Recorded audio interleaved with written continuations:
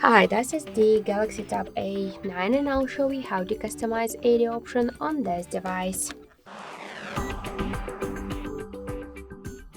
So first we should open the Muviz Edge application and here just in AOD section select one from the tabs, tap to apply. We could here add the backgrounds if you want.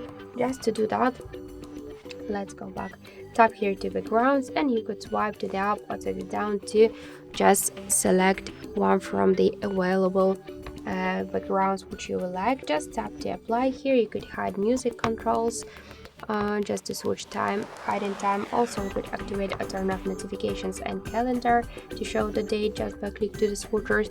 And also get here battery section. We could show the battery status always while device charging or just to don't show it.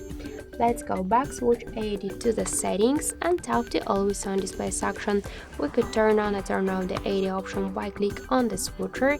Here we got show unlock screen battery status always while device charging. And on music we could switch it on just to use it these two options separately or together. If you want to decrease or increase the brightness level, you could also do this.